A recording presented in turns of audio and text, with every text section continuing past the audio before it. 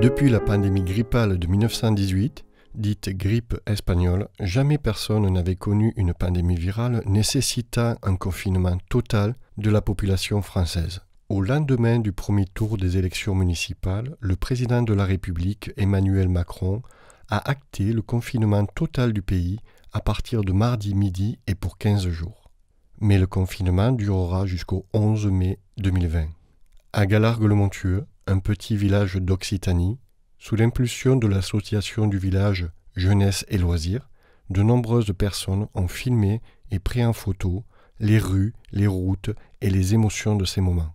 Ce montage vidéo sera un peu long et un peu lent, mais c'était l'ambiance générale et ces images resteront pour en témoigner.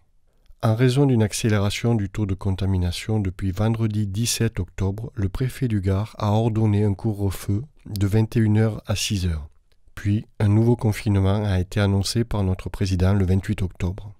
Pour ce deuxième confinement, et spécialement pour la réalisation de ce reportage, des personnes particulièrement représentatives du village ont accepté de laisser un témoignage sur ce qui les a le plus touchés personnellement.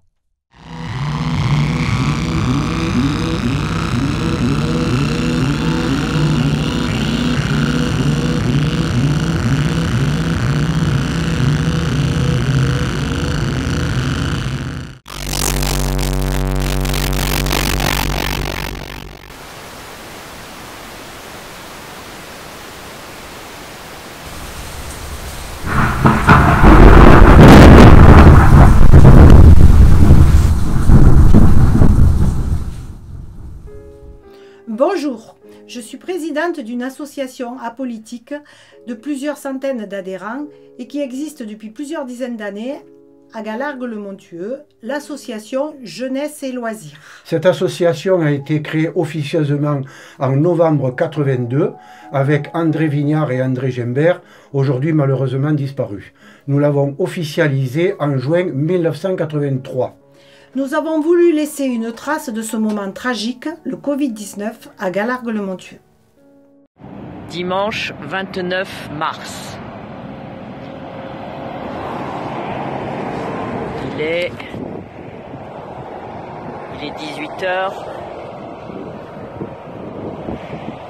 L'autoroute est tranquille.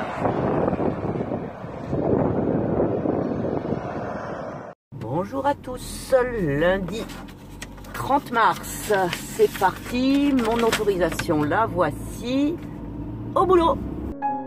Ce reportage vous présente des photos et des vidéos du premier confinement qui seront entrecoupées par des témoignages recueillis à la sortie du deuxième confinement.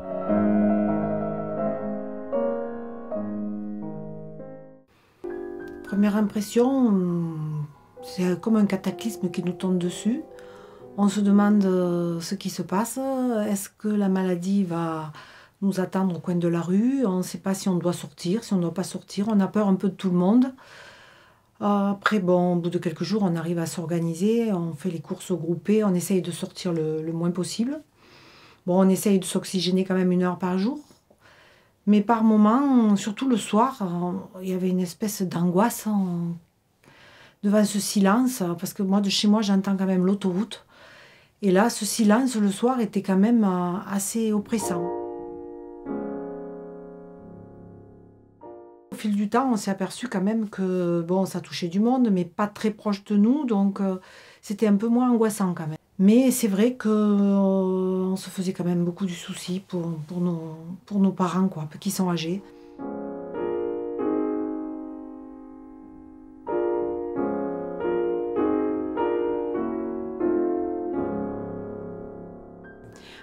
J'étais assez anxieuse quand même, mais bien j'estime qu'on a eu de la chance parce que j'ai eu personne dans l'entourage familial proche qui a été malade, quoi.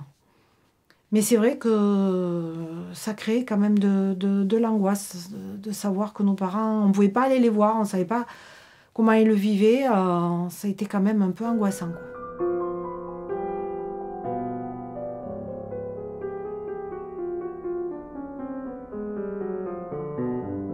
Moi, en tant que responsable de l'association, c'est que ça nous a créé quand même beaucoup de soucis au niveau de l'association.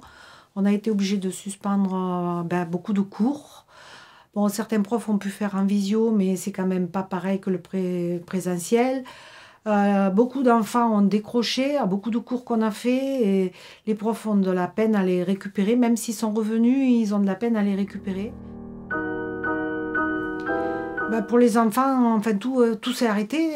Ceux qui prenaient des cours de musique, de yoga, donc tout s'est arrêté et du jour au lendemain.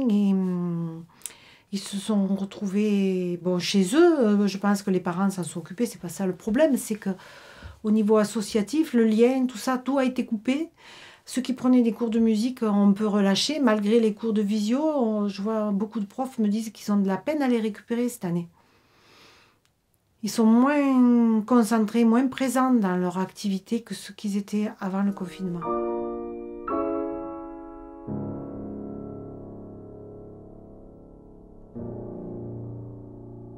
La France a dû faire un deuxième confinement. Qu'est-ce qui vous a marqué le plus par rapport au premier confinement? Là, je le vis pas très bien. Je sais pas, je me trouve enfermée, alors que bon, on n'est pas plus enfermé que la première fois.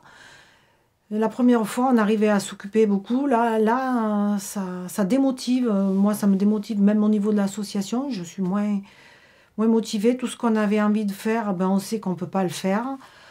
Donc, c'est vrai que c'est démotivant. Et de voir qu'il faut s'y remettre parce que ça n'a pas été suffisant et qu'on risque de s'y remettre parce que ça ne sera peut-être pas suffisant.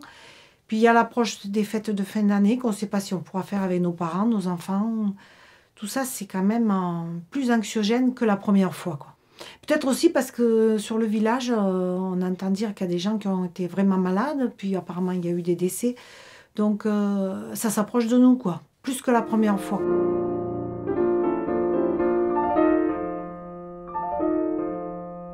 Que pensez-vous des contraintes imposées par le Covid-19 ?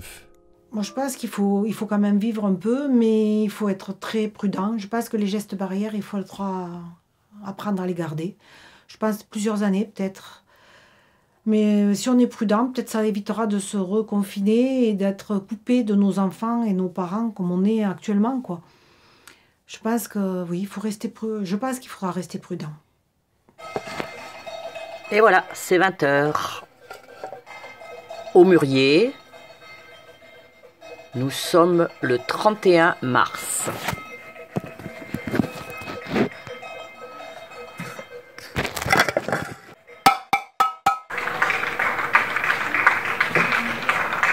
Une belle ambiance d'applaudissements pour les soignants.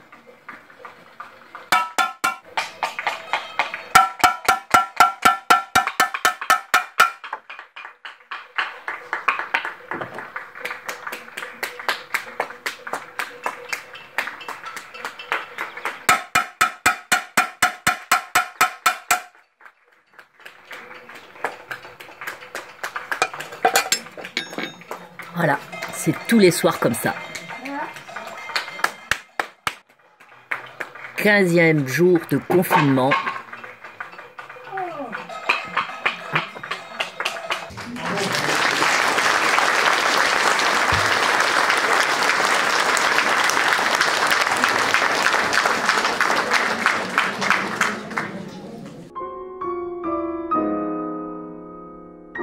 Avril, 18h.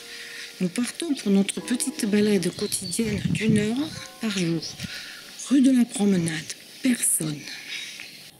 La Muraillette, très très très calme.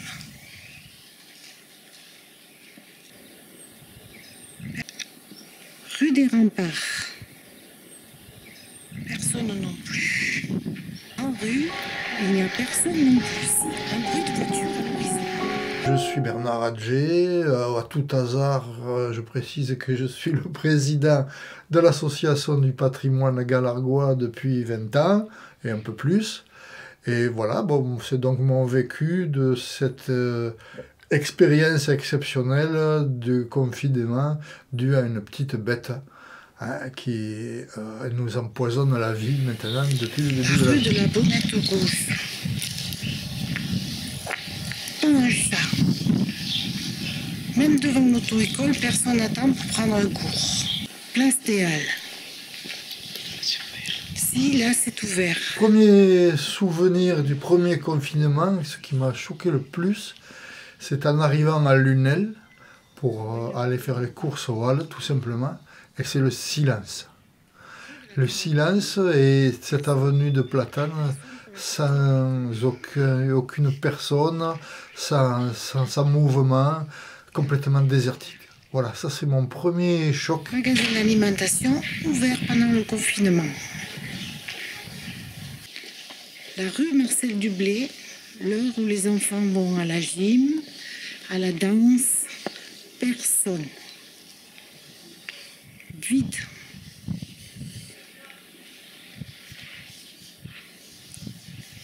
Vide, vide. Rue Fraîche, rue Isaac Bérard. Personne. Rue sous le Mas. On entend des enfants qui jouent dans les cours. On entend les petites voix. Après le premier confinement, c'est plutôt bien passé dans la mesure où on a pu sortir dans la campagne, il faisait beau et bon, on n'était pas confinés comme en ville aussi, de façon aussi serrée. Ça c'est le souvenir du premier confinement avec les petites difficultés pour aller faire les courses dans les commerces habituels et le plaisir de se retrouver plus souvent dans les petits commerces locaux, à l'épicerie, et de rencontrer des gens à cette occasion. Voilà. Souvenir également du manque de circulation dans les rues du village, désertées par la circulation. Par contre, les emplacements de parking super occupés, l'autoroute avec très peu de circulation. Voilà pour le premier confinement. Donc c'est pas quelque chose de terrible en ce qui La nous voie du concerne. chemin de fer est très calme aussi. Notre pharmacie qui est ouverte, c'est sûrement le commerce le plus fréquenté à cette période d'épidémie. Au carrefour, tout est calme. On entend une voiture à l'horizon.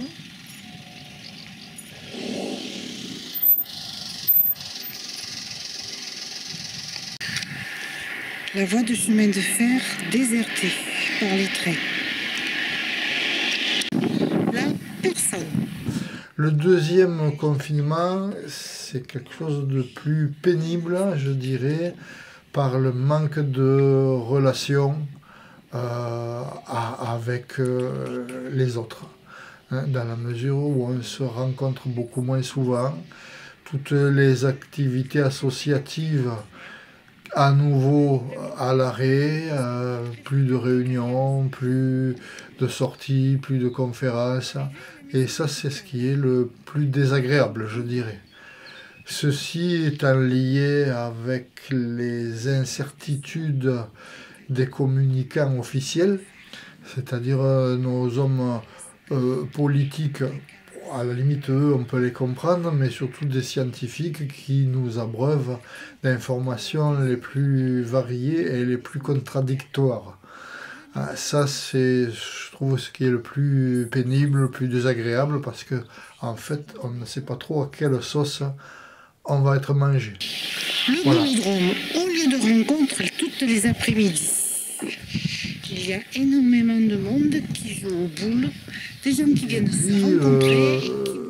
Un dernier souci, je dirais, c'est le souci de l'économie, puisque, bon, à mon âge, j'ai la chance d'être retraité. Bon, il n'y a pas de difficulté du côté économique, mais on pense aux enfants, on pense aux jeunes qui se trouvent soit sans travail et qui de toute façon vont se trouver à devoir payer tout ce qu'on investit actuellement.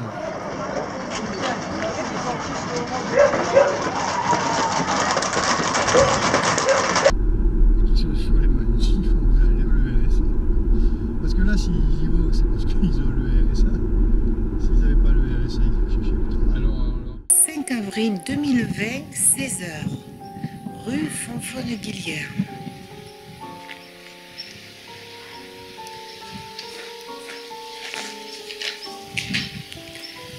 Un panneau pour remercier ceux qui travaillent pour nous a été placé sur le grillage du centre de loisirs. Je m'appelle Suzy Perrin, j'habite à Galargues depuis plus de 40 ans. Je me suis toujours occupée du milieu associatif. Le premier confinement est survenu juste après une grande réunion familiale dans la région parisienne qui nous avait redonné beaucoup d'espoir. Donc il a été, disons, plus facile que celui que nous sommes en train de vivre, parce qu'on avait de bons souvenirs, même si ça a été beaucoup plus long. Ce qui me gêne dans ce nouveau confinement, c'est la limitation de la marche de 1 heure et d'1 kilomètre surtout, parce que moi je marche relativement vite, j'en ai besoin, c'est une nécessité vitale. Et donc je souffre là terriblement. L'autoroute A9, l'autoroute la plus fréquentée de France, un dimanche après-midi.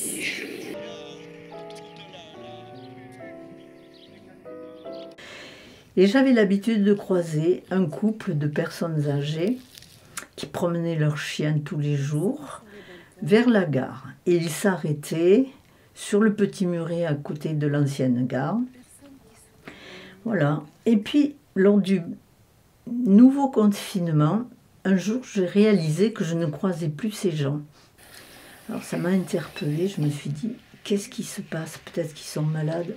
Bon, j'ai eu la réponse après, puisqu'il y a eu les obsèques du mari. Donc ça m'a vraiment peinée. Je me suis dit, cette fois, on est touché par la Covid à Galargues, c'est plus rigolo du tout. Voilà. Donc c'est beaucoup plus triste, et je remarque aussi que les gens ne disent pratiquement plus bonjour, sauf quelques-uns. Les enfants continuent à dire bonjour. Et l'autre fois, j'étais ça m'a fait du bien. J'ai suivi une petite fille qui allait au collège et elle chantonnait tout le long du trajet. Ça, c'était super. Ça m'a remis d'aplomb pour la journée. Voilà. Donc, bon, c'est beaucoup plus triste cette fois.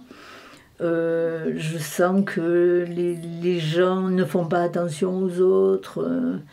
Je rencontre très peu de gens que je connais, alors qu'au premier confinement, j'avais l'habitude de rencontrer des gens que je connaissais, parce que comme je fais partie d'un club de peinture à Galargues, bon, il y a des tas de gens que je connais, puis je me suis occupée de l'école il y a très longtemps, donc bon, il y a des anciens élèves de l'école primaire que je côtoie, qui me connaissent, que je ne reconnais naturellement pas, parce qu'eux, ils ont changé, moi pas, à part mes cheveux blancs, mais bon, voilà.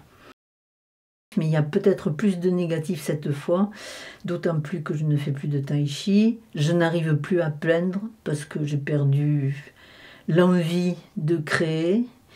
Voilà, c'est comme ça.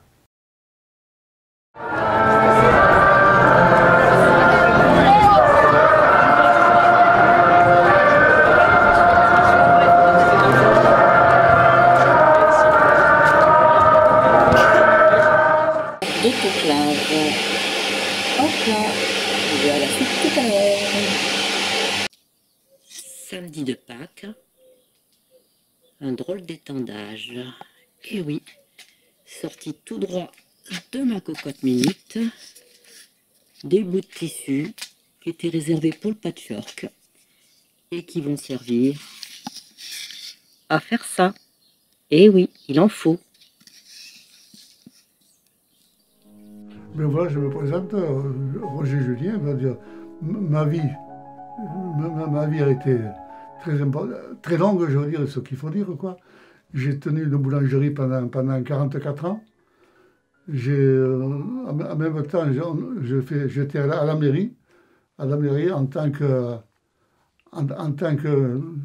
maire et adjoint et conseiller. J'ai fait 35 ans à la mairie, c'est-à-dire 2 mandats de maire, 3 mandats de premier adjoint et un demi-mandat de conseiller municipal. Avez-vous connu des moments comparables à ceux du Covid-19 ? Ah oui, je vous dirais que ça m'a marqué, ça m'a rappelé des mauvaises choses. C'est-à-dire, en 1939, j'avais 9 ans, quand j'habitais Lille à l'époque, et quand on a sonné les cloches pour la déclaration de guerre, ça m'avait marqué énormément. Énormément ça, oui, c'est vrai. Parce que je voyais les gens qui pleuraient, qui disaient il faut que les parents partent, il faut que les hommes partent.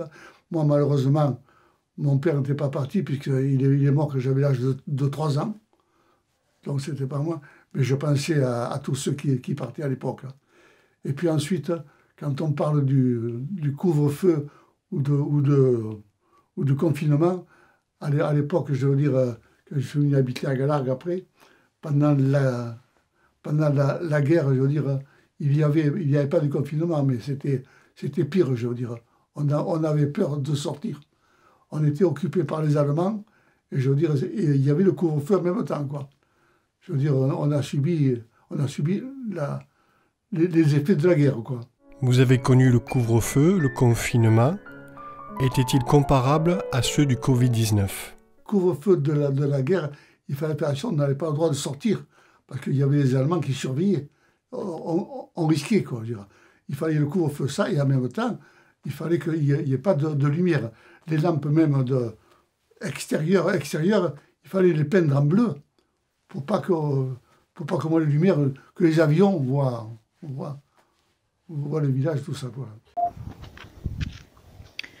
Bonjour, nous sommes le 14 avril 2020. Je suis actuellement dans la Grand Rue, à Galargues-le-Montueux. Cela fait maintenant 1 mois que nous sommes confinés. Et comme vous pouvez le voir, il n'y a personne dans la rue.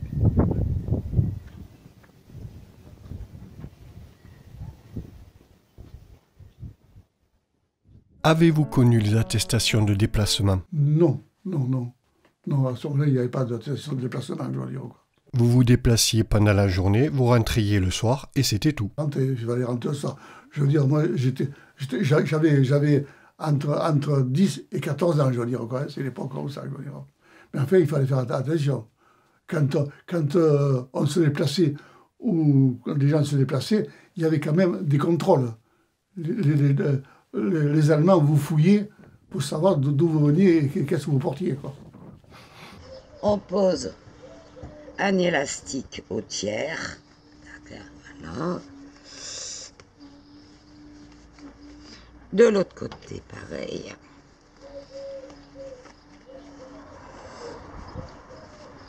Le tiers, à peu près, hein. Après, vous l'adaptez en fonction de la tête. On replie, on glisse l'autre morceau à l'intérieur. Tac. On reprend les élastiques et on pose. Oui, ça va presque, hein. Et on est protégé. Et voilà, le tour est joué. Tournez-vous pour voir si ça tient bien ? Voilà, c'est bon.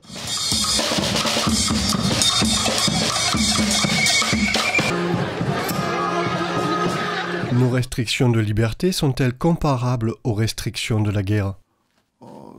C'est pas la même chose. Ça, en ce moment, ici, actuellement, c'est une épidémie, quoi, je veux dire, quoi. C'est-à-dire, l'ennemi, on ne le connaît pas. L'ennemi, on sait que c'est un virus. On ne sait pas qu'à l'époque, on connaissait l'ennemi. On savait qu'il y en avait en face, quoi, je veux dire. Par rapport au premier confinement, le deuxième confinement vous semble-t-il plus pénible ? C'est-à-dire, à mon avis, il est identique. Ils veulent, si on veut, faire un relâchement, mais le relâchement, il n'y est pas, je veux dire, quoi. Il n'y est pas. Non, je trouve que c'est vrai que c'est très difficile. Moi, je vous dirais que gérer ça, c'est assez compliqué, quoi, je veux dire. Mais on sort quand même, avec les laissez-passer, on sort. Je vois pas on dit qu'il y a des contrôles, je n'en vois pas beaucoup, quoi, je veux dire, quoi. Et malheureusement, dès qu'on lâche un peu, je veux dire, c'est la panique, les gens vont de partout, quoi. Avec votre expérience d'homme politique, pensez-vous que les mesures contre la propagation du virus soient suffisantes ? Très difficile, je veux dire. On impose à se mettre à quelques mètres de quelqu'un quand on va faire à l'extérieur, et dans les magasins, les gens se touchent, quoi. Les gens sont les uns contre les autres. On sait qu'il n'y a pas de limite de clientèle dans le magasin, quoi. Très rare. Bonjour, je m'appelle Numa. Mon confinement se passe très bien. Envie de rejouer au foot et revoir mes copains, mais voilà. D'habitude, dans cette rue, il passe des gens, mais là, il n'y a personne. J'espère que ça va s'arranger, ce virus, mais on reprend le 11 mai. Hâte de voir mes copains. Et voilà. Petite prise de son avant 20h. Nous sommes au Mûrier.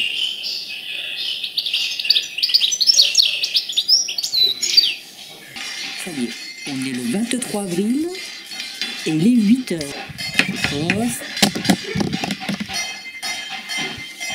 Et c'est parti pour moi aussi. Regardez-moi.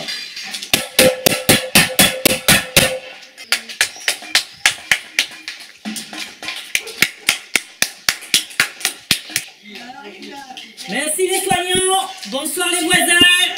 À demain. Comment supportez-vous l'anxiété due au Covid-19 ? Moi, je supporte assez, ou alors je fais mon possible pour donner du courage à mon épouse, parce que mon épouse, je le supporte très mal, quoi, je veux dire. Elle ne sort pas. Alors, par rapport à elle, je fais voir qu'il faut pas avoir peur de tout, quoi. Il arrivera ce qui doit arriver. Le Covid-19 a-t-il changé beaucoup de choses dans votre vie quotidienne ? Eh bien oui, obligatoirement, oui, ça a apporté des changements, oui. On ne fait pas ce qu'on veut, je veux dire, quoi. On ne peut pas se déplacer, on ne peut pas aller chez n'importe qui, on ne peut pas rencontrer des amis. C'est très difficile, quoi. C'est difficile. On vit un petit peu en retrait, quoi. Pensez-vous que les mesures de sécurité imposées soient suffisantes ? Je vous dirais que j'aimerais pas gouverner parce que c'est délicat à prendre des décisions. Bon, on se fie, si on veut, sur le civisme de tout le monde, mais le civisme, malheureusement, ce que je dis, c'est la minorité qui fait le plus de mal. La minorité qui est libre de faire n'importe quoi, ou qui se croit libre de faire n'importe quoi.